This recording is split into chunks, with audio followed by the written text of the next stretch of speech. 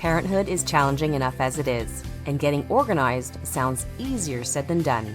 Now, combine these two together, and it's truly a balancing act that many of us struggle with day in, day out. If you're here, it's because you want to know how to get your life and home more organized and structured where the kids are involved too, so that parent life is a little easier and you can focus on what truly matters. Hey there, I'm Dianne Jimenez, owner and founder of One Tidy Place.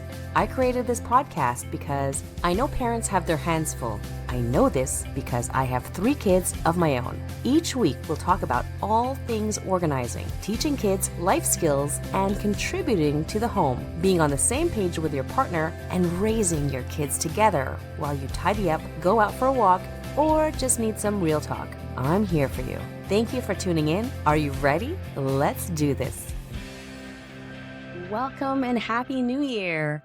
Before we begin, I'm going to take a minute to just read what I wrote on my social platforms during the first couple of days of this new year, because I think it's quite fitting for this first episode to kind of set the tone for today's topic.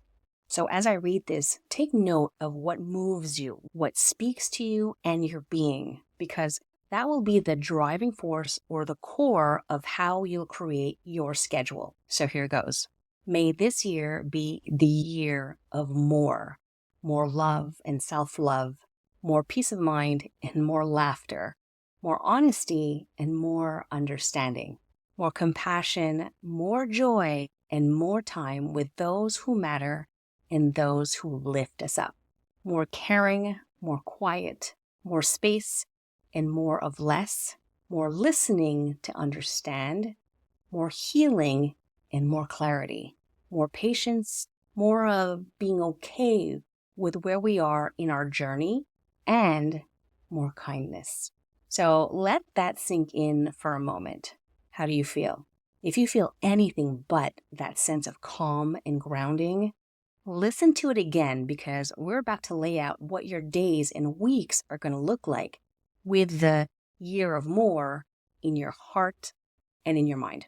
Hey there, if you're new here, welcome. I'm Dianne Jimenez. I help parents reclaim their time by getting organized and empowering their kids to help out. If this sounds challenging or complicated, not to worry, because I love to break down the complex into bite-sized, consumable action steps, all laid out in a strategic way so you're not stumped by overwhelm. Welcome to my show. All right, so in today's episode, I'll be talking about setting our own personal routine and schedule. Now that the holidays are over and it's a brand new year, it's the perfect time to reset and get back to routine.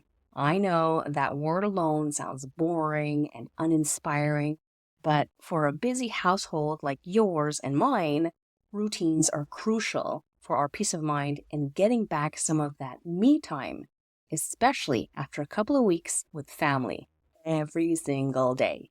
All right, so let's get to resetting your routine and laying out a schedule that works for you and the life you want to live. Are you ready? Here we go. Step number 1, grab a pen and a paper, a notebook or a journal, and list 1 or 2 non-negotiable habits. What I mean by this is things you want to do, like wake up earlier, start a workout plan, batch cooking your meals, or drinking more water. Stuff like that. You know what I mean? Now write down 1 or 2 things to start with that are high up there in importance for you. Now, I know it's often overlooked here, but you heard me right. These are things for you. Things that will affect your life in a positive way if maintained. These are absolute musts to do each day or each week, if that's the case, like batch cooking. Now, this habit doesn't have to be so complex or elaborate, especially if you've never done this thing before, like starting an exercise program with weights. And if you have done these non-negotiable habits in the past and you're resetting your routine like I am, wherever you are in your journey, start with 1 or 2 habits to include in your routine. Here's a story. I follow this inspiring person on LinkedIn, and the other day, a post of his popped up. or I saw it right away when I opened the app. So essentially, he wrote something about the 6 habits you need to do each day in order to change your life for the better in 6 months, or something along those lines. But that was the gist of it.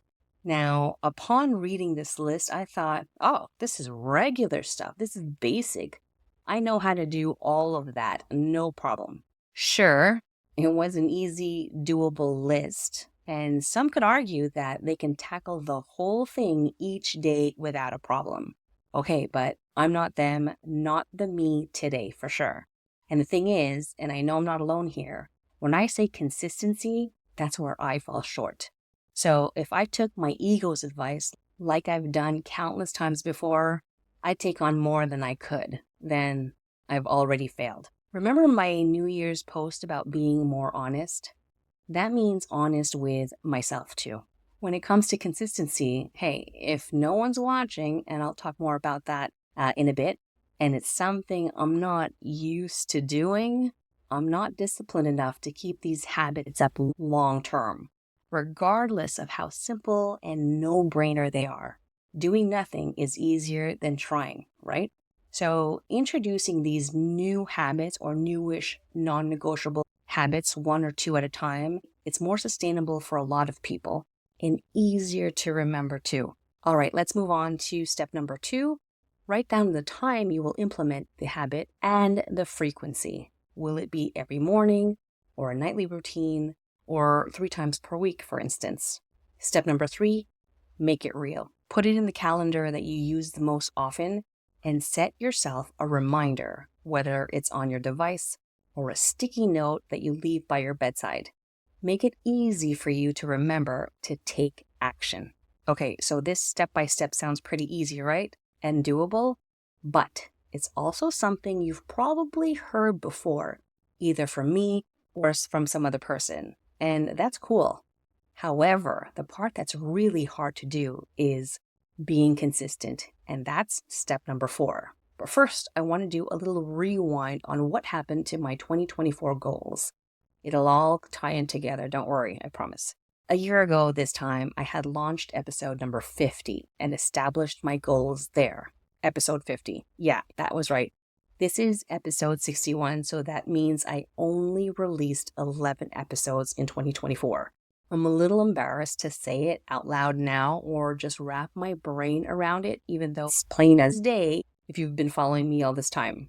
2024 has not been very easy, and it's nothing short of challenging. From the first week of January all the way to right before the holiday season. And I'm still dealing with obstacles right now that will soon come to an end. Tomorrow, actually. Fingers crossed. So back to my story. Within this last year, there have been such world-changing experiences, milestones reached, and seeing my kids grow both physically and into their own being, I can't get over it. The beautiful experiences to reminisce about for years to come with reconnections after 46 years. So aside from my immediate family, 2024 was a big year both personally and professionally, even though it wasn't apparent to the public, my audience, and most of my family members. A lot has been discovered, developed, and even created during this quiet business year. Now that I have said all of that, it's also why my New Year goals fell flat a week after I had posted that first episode back in 2024, and the snowball effect of life happening. So fast forward to the holidays that we just had, I was thinking about the upcoming year, and like most people, we think about our goals. In particular, for me, it was about the goals for my business, the life I want to create for my family, and also what I really need to focus on, my health and my well-being. I also thought about my flopped goals of last year, which got me spiraling down a rabbit hole. I could blame life throwing me crazy curveballs, but I also heard myself saying that's just an excuse. And what can we do differently so we stay on track even when life gets in the way? This is where consistency comes into play. See? I told you I'd come back to this. So you've heard it before. Consistency is key, but you never heard of this before, consistency is key, but not without her BFF, accountability, which is step number 5 on setting your personal routine and schedule that works for you. These 2 steps are about surrounding yourself with another person or group of people doing the same thing or that have that same mind frame as you. This could be your partner, your girlfriend, your mom, anyone, so long as you have someone to take this journey with you. So, quick story, despite 2024 being super tough and challenging, it didn't stop me from thinking about my health goals and leading a healthier lifestyle. The dream was still there, I just didn't have a plan or a system in place to support me. So this past October, my sister suggested in our group chat with girlfriends from our cheerleading days, way back when, that we start a November challenge. This November challenge was about better eating and choosing better foods. Initially, it was about cutting refined sugar. Those that participated had the option to add more restrictions to their challenge, whereas I stuck to just no refined sugar or no added sugar. But each week I added a new habit for myself, like not eating past a certain time. So the first week went by, and at the end of it, we posted in the chat what didn't work, what worked, how we felt during the process, what it was like living with others, eating and offering stuff you couldn't eat, etc. It was brutal, but doable. We also noted tendencies too, like the amount of salty snacks both my sister and I were eating that first week. It was crazy. Anyway, all this to say is that each week we set goals, and at the end of it, we expressed our observations, our thoughts, realizations, and even discoveries. It was truly meaningful, and although I was a little skeptical at first about hashing out everything at the end of the week, I felt heard, supported, and understood. Essentially, I saw and felt the positive impact, not from just setting a goal and taking action, but taking consistent action with a community that gets where I'm coming from. In addition, getting into the habit of checking in and writing things out there for all of the people to read was instrumental for my success. When December hit, we took a pause to see if we could be okay and continue on as we did in the last month on our own. And let's just say we met up last Friday with the rest of the ladies, and we're starting the community back up again, but under a different name. This time, more people are joining in, and because of that, I also created a separate group for us to help implement the 6 life-changing habits I got from that influencer, using these 6 steps to setting your personal routine and schedule that works for you. Basically, I'm practicing what I'm preaching. But Dianne, 6 steps, you only talked about 5. You're right, I'm getting there. Finally, step 6 is about adding one more habit or non-negotiable once your initial established habits become part of your natural routine, like you're barely thinking about it, it's almost automatic. Then repeat the process, steps 1 through 6, again and again. And there you have it. Implementing healthy habits using these steps will change your life for the better, one step at a time, with a plan to be consistent and supported. Okay, I know that was a lot, so let's do a recap of what steps to take for setting your own personal routine and schedule real quick, okay? Step number 1, list 1 or 2 non-negotiable habits that are of high importance to you that positively impact your life. Write it down. Step 2, determine the time you will implement this new habit and how many times in a week you will be taking action, daily or weekly. Step 3, make it real and put it in your calendar. Then set yourself a reminder for when you'll be taking action. This is really important. Step number 4, be consistent, but not without step number 5, getting together with an accountability group. Remember, this could be anyone going through a similar path or having the same goal. It could also be a friend or a family member too, just someone you can talk to or check in with. And finally, step number 6, add one more habit or non-negotiable once the initial ones become automatic in your routine. Then repeat that process for all the habits you want to achieve this year. I know I didn't make this as a step, but I hope that you don't forget to celebrate your wins too. That's so important. So remember those group chats my sister and I created to help us with our goals? We basically created a place where we are surrounded by like-minded people, aka a community. That being said, the doors are now open to join my free Facebook community called the 𝘤𝘮𝑝 Parent Collective. Told you I had something coming. If you're on the go right now listening to this podcast, I'll add all the links in today's show notes. So afterwards, just head to diannejimenez.com/61 when you're free to check things out. That's diannejimenez.com/61. So what is this Facebook community about and why should you join? Well, this is your supportive space to connect with busy, like-minded parents who are on a mission to create calm, organized homes and raise capable, independent kids, all without striving for perfection. That's not sustainable with kids, right? So inside this group, you'll find simple tips and tools to help you tackle home organization, time management, and parenting challenges. Also, you'll find encouragement and support from a community of parents who get it.